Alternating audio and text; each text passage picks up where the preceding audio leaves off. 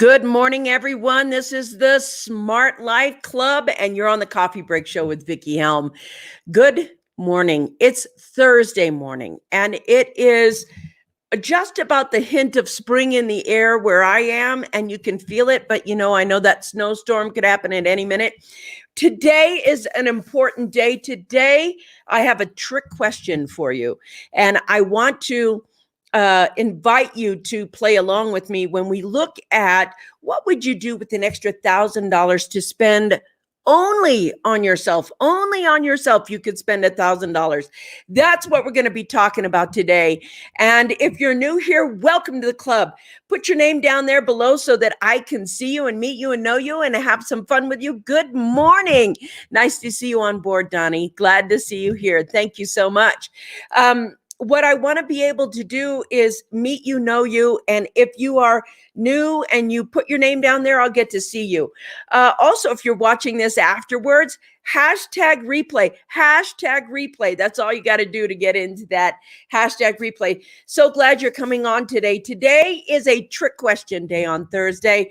What would you do with an extra $1,000 to spend only on yourself? Hey, Karen, nice to see you. She says, hi, Coffee Outlaws, to everyone out there. Nice to see you on board. And so if you are watching on YouTube, welcome aboard. Do me a favor, smash that like button, hit that subscribe button, and you will be notified when we go live every single day, Monday through Friday. We go live 5 days a week on this show.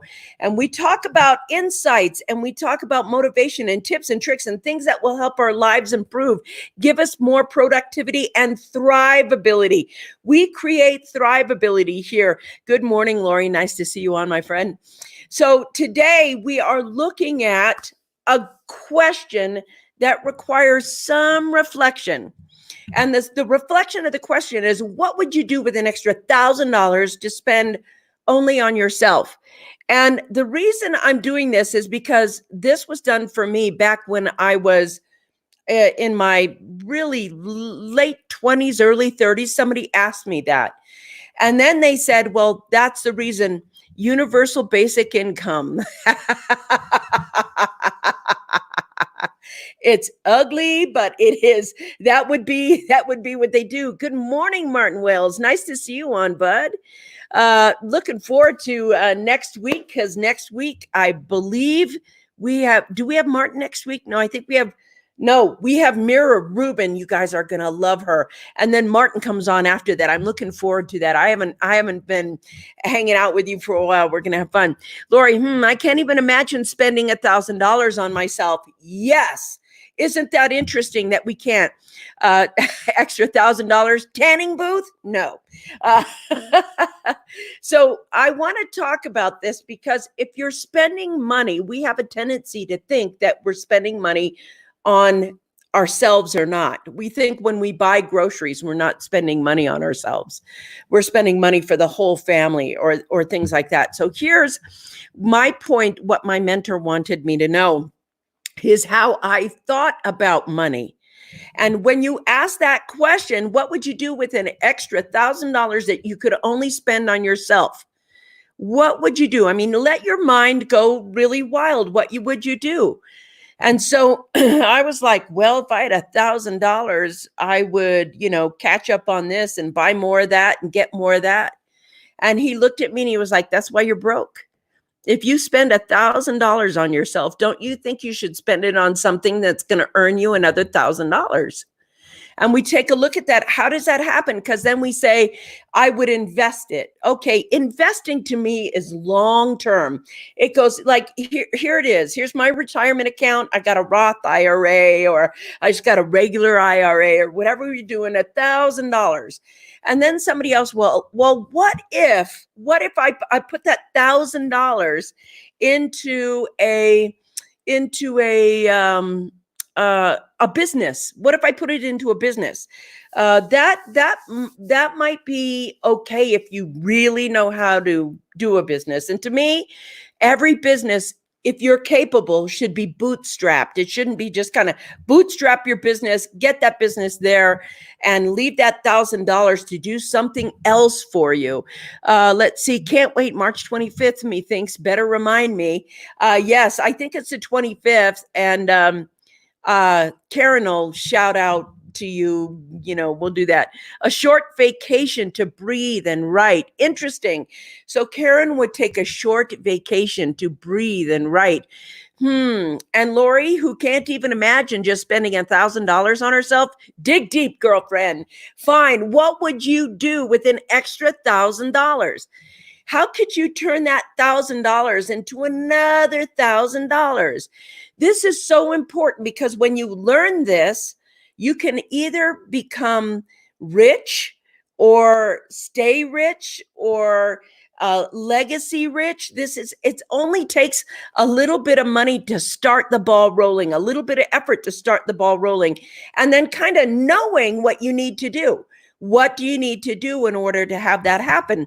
So let's see. Ken MacArthur money. I'm not sure what that is, but I think that will be good. A short vacation, looking forward to it. Martin says $1,000 to make over my sales funnel online. Yes.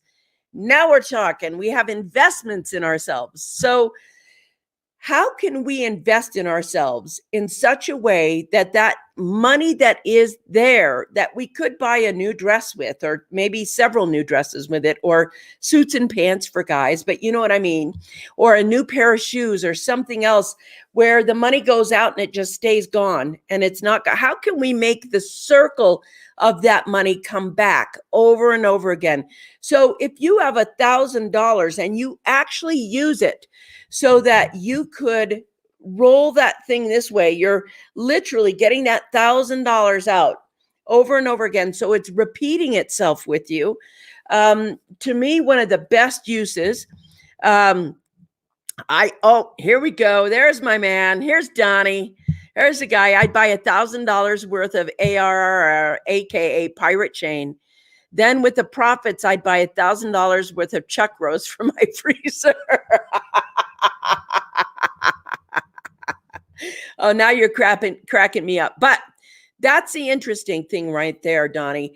It's like if you know about cryptocurrencies, or you know about numismatics, or you know about a way to buy an asset that's going to grow a little bit and there's going to be profit, then you reinvest that profit and reinvest that profit.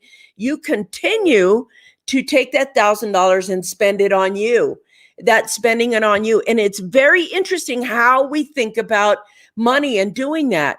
And even though we could start with $100, if we don't have $1,000, we think, well, I don't have $1,000, so I don't have money to invest. And we walk around thinking, wait a minute, right now, the way the markets are and everything else, you can invest $50.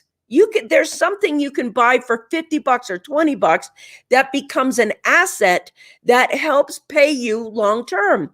So let's see. Lori says, I could invest it in getting some of my best photos printed on canvas and then double, triple, and the price to sell them.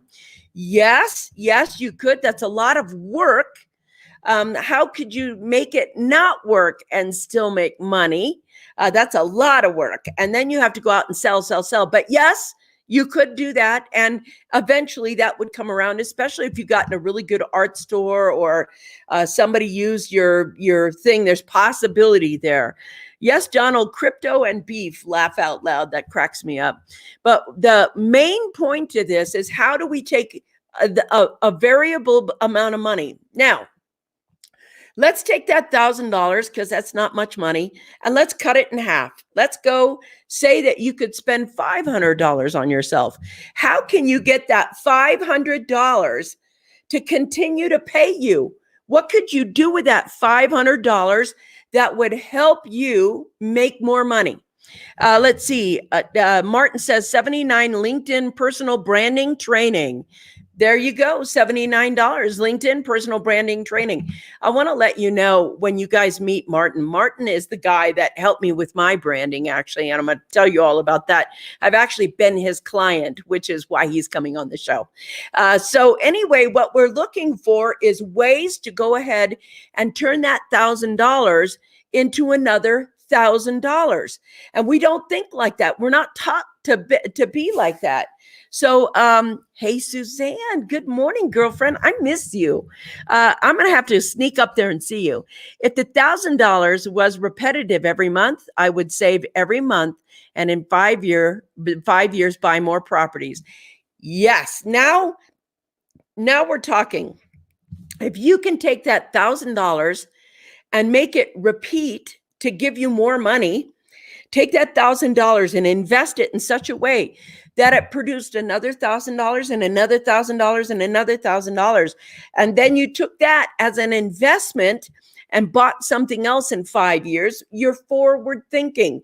You now have devised a plan with that $1,000. But let's just say we're taking that $1,000 and we're cutting it in half. It's only $500 a month. How can you turn that $500 into, hey, good morning, mama. How can you turn that $500 into more money?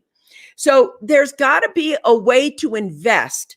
And for me, I use 3 ways to invest in my future. When that money comes in, whether it's $100, $500, $50,000, whatever the money comes in, you have heard the term pay yourself first.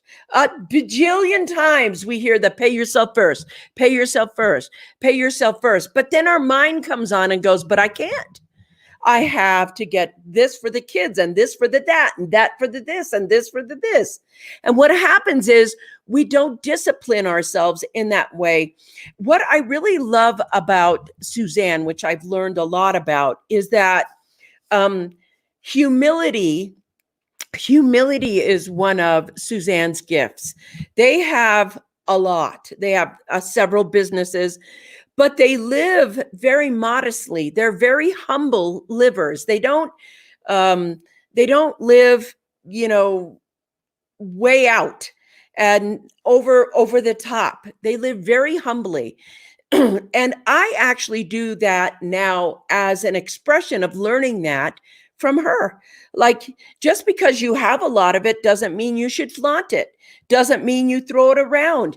You live very humbly. And Robin is that way. So I want to tell you, we made a decision about how much money we were spending per month. When Robin and I first met each other, we must have had like $15,000 a month going out in just properties and money and properties. And we had bought this mountain home together, which is where I am at right now, as our kind of getaway place. This was our getaway place, and it was going to be where I got to relax, where I got to write books, and it was quiet and beautiful. And we had a place to come up to in the mountains from living in Denver, where we worked and did everything else out of Denver. And after we looked at buying this place afterwards, we had houses in Boulder, houses in Golden, houses in the mountain. And we also had a condo as well. And I was looking at all the rents and I was like, wow, that's $15,000 a month in rents. If we just sold all of this. And so in 2008 or 7, when we went on our book tour in 2008, we sold everything and we just kept the mountain home. And when we came back from the year of book touring that we did for that book right there, that one, the Champagne Thoughts and Caviar Power, when we had that book tour done, it was close to Christmas. So we came back to this little mountain home. And I mean, little, it's only like 1,400 square feet. It's small and it's cozy. And I love cozy. Love it. And we ended up staying here. We never went back to the Front Range. We were like downsize, and living very humbly. And we found out that we are more happy without all the stresses of having everything else. Now, I like the Airbnb things, etc., but I'm not big on real estate. Real estate to me is like burdensome. It's of all the assets I could own and spend money on, real estate to me is not as fun. You can flip it, you can do this, just ain't my thing. Some people love it and they thrive in it. But I'm like more of a, if I have $1,000 to spend on me only, I'm going to create investments that are going to build for me only. If I have $500, I do the same thing. I have this concept of paying myself first, and I will live humbly in order to do that. I will live just completely in a way that is not harming the earth and improving my quality of life. And the thing is, we get so quick at what would I do with $1,000? I'd take my family and we'd go on a vacation, a little vacation, or I'd buy that new something I've always wanted. We always think of something to buy or do. But if we could just turn that around and say, gosh, I have an extra $100, where could I invest it to grow that $100? And for me right now, markets are volatile. They're just volatile. And so I personally I like metals. I like cryptocurrencies. I like retirement investments in small amounts because right now the markets are so volatile and we're not sure what's going to happen. I also like to invest on the property itself, like in gardens or fruit trees, because they provide me food every year. If you plant an apple tree, it will feed people for 100 years. 100 years, that apple tree will grow and it'll continue to make apples. It'll feed everything, the birds, the deer, the people, the this. And it sounds crazy, but that is a legacy when you leave that. So if you're going to spend $1,000, how does that $1,000 come back over and over and over again? So Martin said, the interesting thing is that he would have made his business more valuable so that he could go out and sell more of his programs or his things. And that to me is a great investment because that now is a money machine.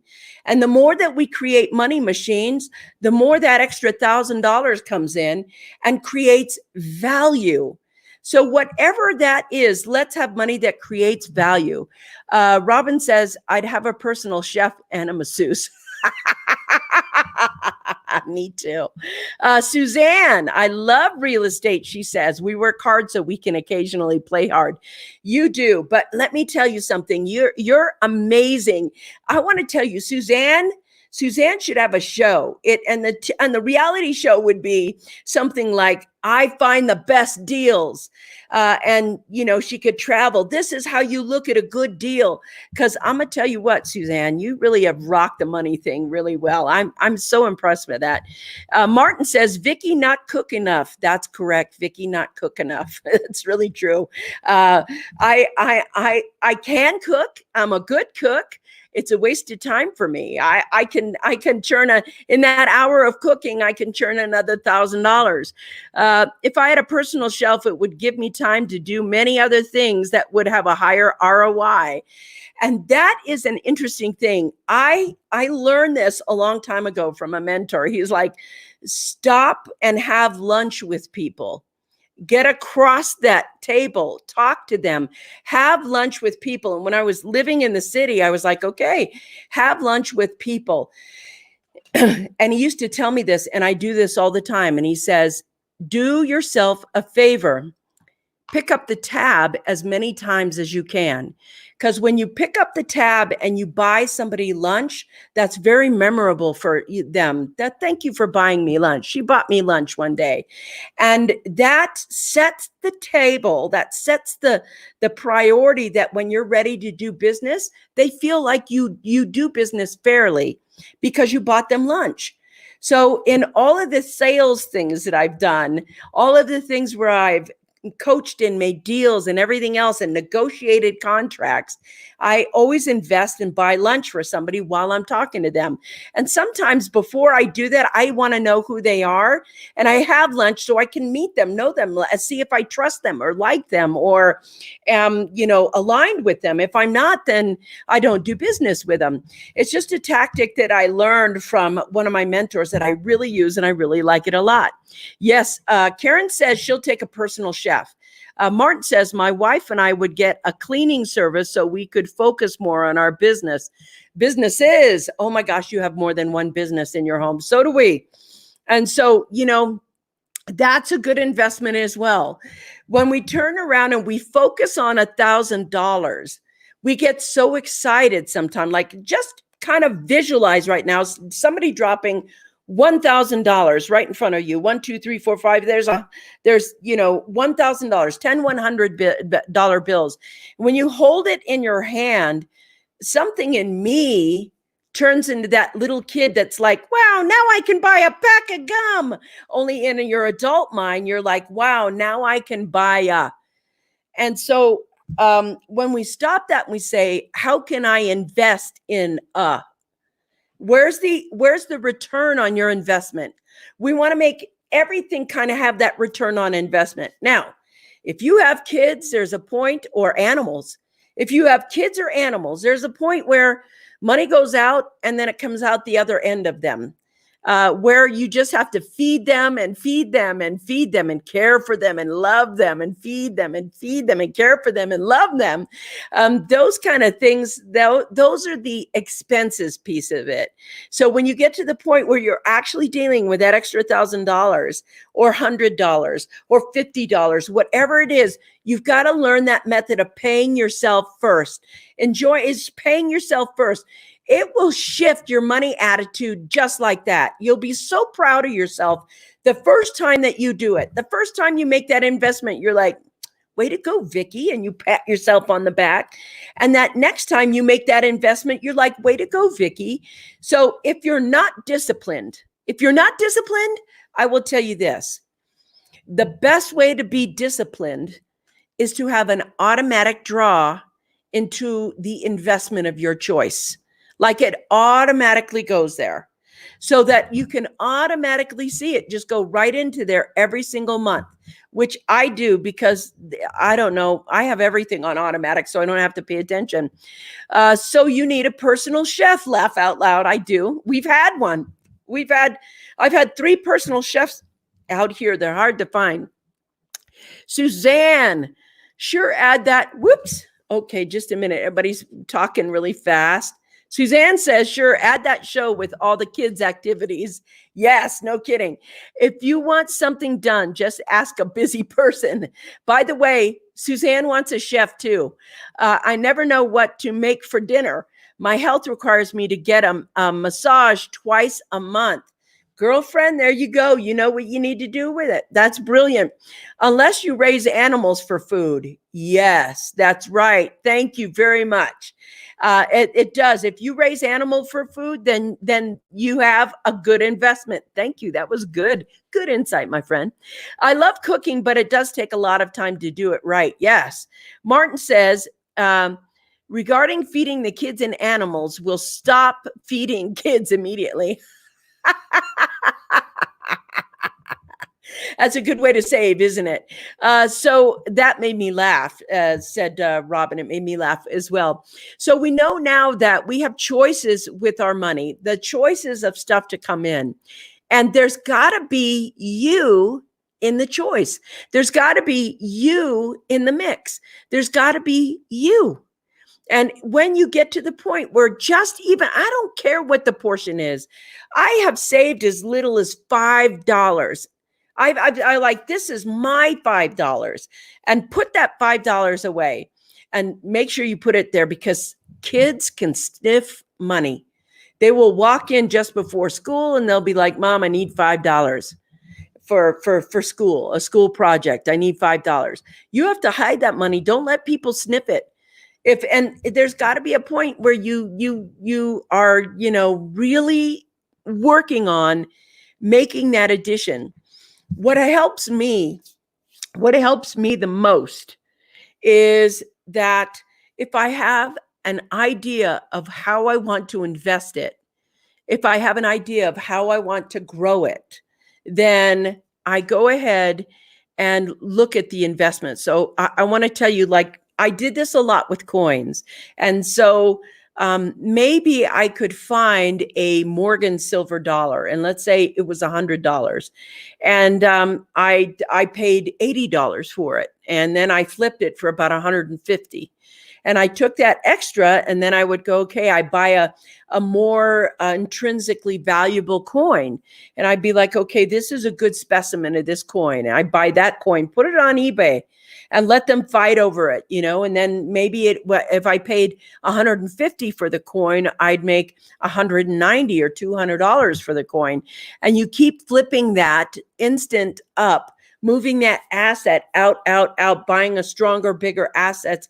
Pretty soon you're buying, a collection of coins and flipping a collection of coins and making a little more money on the back end of it. And so there are things that you can do to create $1,000. So if you had $1,000 right now and you went to, I don't know, a few garage sales, and you bought $500 worth of excellent stuff and put it on eBay and turned it into another $1,000, can you see how you'd have $1,500? And then you could take another 500, and you probably have really about $1,300 because, there's some expenses, gas and pictures and things like that. But if you took that $1,000 and then made a $300 profit, you could take that $300 profit, leave the $1,000 principal there, and go ahead and buy $300 worth of stuff, put it on eBay again, and include shipping. They're paying for shipping, not you, and you make that profit again. You can start to make that $1,000 grow, then grow again, then grow again. And that is some of the best simple ways that we can turn money into more money. So what I want to leave you with today is, how do you think about your money? What would you do with an extra $1,000 to spend on yourself? That's what I have today for you on the Coffee Break Show. I love you. Mwah! I'll see you tomorrow for Friday. Talk to you soon. Bye.